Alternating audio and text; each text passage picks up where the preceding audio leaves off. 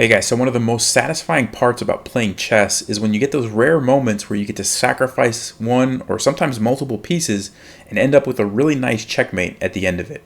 I actually had a game I just played a couple days ago where I had the opportunity to sacrifice my rook, then to sacrifice my knight, and finally to sacrifice my queen and come out with a really nice checkmate. So I want to show you that game, but also talk about the thought process behind why I sacrificed those pieces when I did, and hopefully give you some tips on how you can look for those kind of things in your games and hopefully get some really nice finishes. So let's take a look at this game.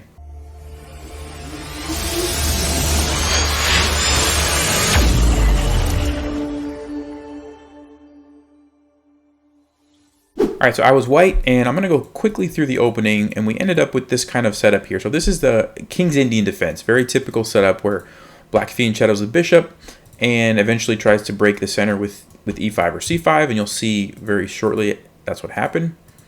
So he plays e5, and I played d5. The idea here is I'm locking up the center, but I'm also gaining a little bit of space. So my pawns are further advanced than his pawns are. And so I have a little bit more room to work with, so that's why I usually will go this route if possible.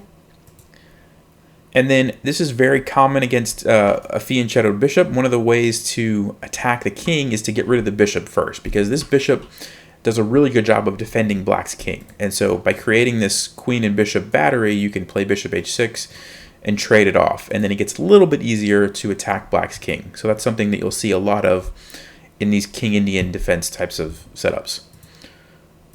So I did trade off the bishop, and then I castled queenside.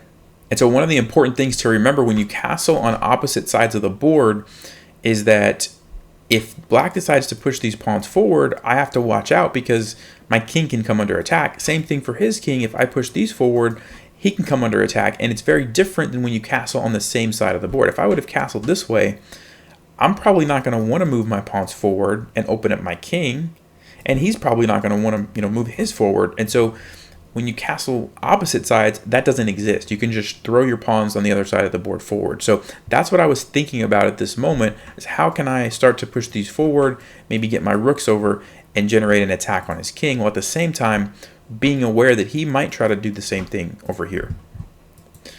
So he actually played f5. I played h4, so I'm kind of starting the attack here. And then he played f4. And one of the things you'll notice is now these pawns are really blocked off. And if he is somehow able to block off, these other two pawns, I won't be able to get through. And so I was really trying to think carefully here is how can I make sure that I get at least one and ideally two open files on his king, right? Because then my rooks can come into the game much more likely that I'm going to be able to do something. So that's what I was thinking through. And so I played g3 with the idea that maybe I can capture here and open up this g file for my rook. So knight to h5. And my initial plan, like I said, was to capture here, but I figured that he would take back, and his knight's really in a good spot. And if I trade it off, now even his rook is in a really nice spot as well. And it just looked like it was going to be tough for me to make progress here because I can't move my knight back, or then this pawn is going to fall, so I have to deal with that. And he might bring his queen over and line up even more pressure. So instead of going that route, I decided to play g4. And after he goes back, my plan was to play g5 and then trade this off and open up the g file. So I did that, and he captured and played knight h5. Now, at this moment, it kind of looks like he has succeeded in blockading the position, right? Like these pawns are blockaded by these pawns. Nothing's happening there. This is blockaded by this, and he's got this file blocked off by his knight. Like it looks like a really solid position for black. And so at this moment, what was going through my head was, okay, if I can't do anything here, what's going to happen on the other side of the board? Well, my king is here, his is not, and so he's going to probably go here, open up the c file. He's going to push these pawns forward, and my king is going to come under attack, right? Didn't look very promising for me. Now, I probably could, survive, try to play defense, and maybe I could have still won, but instead of doing that, I decided to make the first sacrifice of the game, and this is an important moment. So I sacrificed my rook for his knight. Now, here's the key point to remember. Whenever you're going to sacrifice a piece, you have to have a very specific reason for doing it, okay? In this case, the reason was if I leave this alone and do nothing, he's got a perfectly fine blockade here. My rooks can't get through, My knight can't really do anything. My bishop can't do anything. My queen, none of my pieces can get anywhere close to his king if I leave it alone. So that's the reason behind why I played this move, right? I wanted to open up the position and give my pieces a chance to get through. And I calculated that giving up, 5 points to only get 3, losing 2 points, I figured it was worth it to try to get some pressure on his king. And so that's why I did this. So I captured it, and he captured back. All right, so then rook h1, attacking the pawn here. He played rook h8, defending it. And again, I'm kind of at the same spot that I was in before, where it's like, how do my pieces get through? Like, my bishop is stuck here. My knight can't really go anywhere. This knight can't really go anywhere. My queen doesn't have any good options. I mean, I could try to, like, come over here and here, but even that, like, I'm not even going to be able to take that. So, again, I would thought this was a good moment to sacrifice my knight, because all my pieces are just sitting here. I have to create some open diagonals and open files to get to his king, right? That's the only way that I'm going to make this work. And so I sacrificed the knight, knowing that if he recaptured, now I have this diagonal that I can make use of for my queen.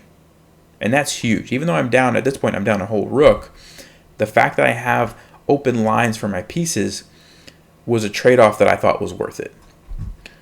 So I did follow through with queen here check. He goes back, and now I played e5, and this is an important move because I'm opening up this e4 square so that my knight can come in and go to f6. And you can see how I've already got that defended by a pawn. He has no pawns left that are controlling that square. So if my knight gets there, that's going to be a really powerful piece right next to his king, right? And so that's the idea there. So he plays knight f5, attacking my queen. Took this pawn. Queen f8, and then I follow through with the plan. So the knight is going into f6, and there's really not anything he can do to stop that. So that's a really strong move that I was setting up. And at this point, I don't see checkmate. I don't see a way to clearly win the game. I was just going off of instinct, right? I sacrificed those pieces just knowing that I needed to open up the position. So he played king g7 because he knew he was going to be put in check and he was going to have to move anyway, so he decided to just move it ahead of time. And then I played knight f6 anyway, just bringing my knight in. Now I'm threatening this pawn again with 2 pieces, so I have the ability to take that.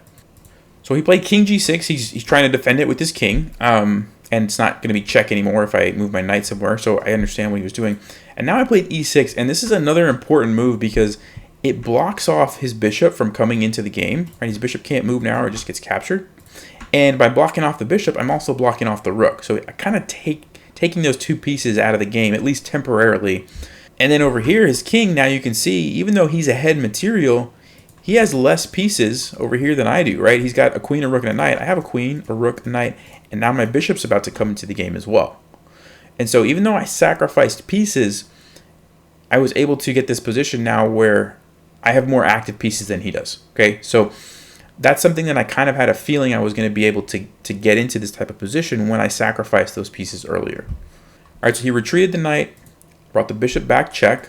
King goes back to g7. Now I played queen to d4, and the idea is I'm setting up a discovered check on his king. So discovered check, as a reminder, just means if I move a piece, there's another piece behind it that's putting the king in check. So in this case, I move the knight somewhere, and it opens up the queen for the discovered check on his king. And this is very powerful because I can move this knight anywhere I want to, and I don't have to worry about it getting captured because he's got to deal with the check from my queen, right? So that's very important. So he played c5, and he's thinking that now if I move the knight somewhere, he's going to just take my queen. But I had a really cool move here, and I'll let you guys take a second if you want, see if you can find this, but there's actually a mate in 6 for white, and it involves a queen sacrifice. So go ahead, if you want to pause the video, pause it now. I'll wait, like I said, I'll wait a few seconds, see if you can spot the best move for white in this position. All right, well, if you said knight takes h5 check, you would be correct. So the first thing that's important about this move is it's a double check. So it's check from the queen, but it's also check from the knight. That's important because if it wasn't a double check, he could just take my queen to get out of check. But because the knight is also there, that's not an option. So whenever you have a double check, the only way that the king can get out of check is by moving off of the square. Right? Normally you can block checks or you can capture the piece to get out of check, but with double check you have 2 pieces attacking the same square. So the only thing you can do is move the king. So he had to move his king somewhere. Bishop is covering these squares. This pawn covers this square. This pawn covers these squares. So only place he can go is back. And the other important thing about this knight takes h5 move is that it removes that pawn so that the rook now can be involved in the game, and that's very important. All right, so the next move in the sequence is actually the queen sacrifice. So queen takes h8, which is a really cool looking move. He has to take it, and again, we have another discovered check, right? So remember, the knight's gonna move, creating the discovered check with the rook. So knight to f6 check. He only has two options. He can either give up his queen for free here or move his king to g7. And if he goes here, there's checkmate in one move. If you didn't see the other one, mate in 6 is pretty hard, but this is mate in 1. Go ahead and see if you see this one.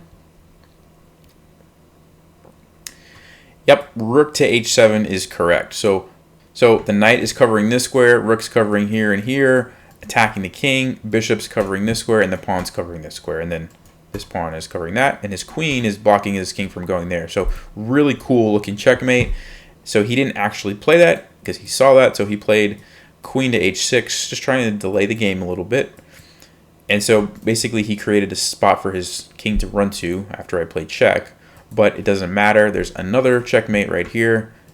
Pretty nice. Again, the knight covers these squares. This is defended by the pawn, and then the rook covers these. So a really nice way to end the game. All set up from initially the sacrifice with the rook, then we sacrifice the knight here, and then the queen on h8. All right, so but one important thing that I want to point out is that in every case where I sacrificed a piece, so I'm going to go all the way back to the very first sacrifice. So starting right here, in every case where I sacrificed a piece, I had a very specific reason to do it. So if you go and play your games and you just start randomly kind of sacrificing, like, oh yeah, let me just give up my rook for a knight because Nelson said it's okay to sacrifice pieces. No, like, you're not going to do well if you do that. Okay, normally you don't want to trade a rook for a knight, right? It's not a good trade normally. But in this case, it was the only way to start to open up the position and get to his king, which is what my plan was, right? So that's why I did that. If there was not a reason behind it, you wouldn't want to just sacrifice these pieces. And then again, a little bit later on here, same issue, right? I need to open up the position to get to his king, so that's why we sacrificed the knight here to create this open diagonal for the queen to come in. And then once we get to the final position here, where we sacrifice the queen, it was just a tactic that led to checkmate, right? And at this point, I saw that, like, if I took that, he's going to have to take it. Then I could do the discovered check with the knight, and it was creating a mating net that he couldn't get out of. So at this point, again, I had a specific reason for why I was giving up my queen. I'm not advocating that you should just randomly, like, hey, why not? Let's just trade a queen for a rook. Generally speaking, you don't want to do that. But that's part of chess, right? First, you have to learn all the rules, and then you have to learn when to break them, right? And so this was an example of a case when it's okay to trade the queen for the rook because it set up the checkmate. So I hope that was a good example of how to sacrifice pieces, and hopefully those tips will help you in your games. Just so you know, this does not happen in every game. This is kind of a rare thing when you get to make so many sacrifices and it works out so perfectly. I've had a lot of games where I will try to do this and sacrifice the pieces, and it just doesn't work out, but it's nice when it does. And so hopefully those little tips help you in your games. But as always, thanks for watching. Stay sharp, play smart, and take care.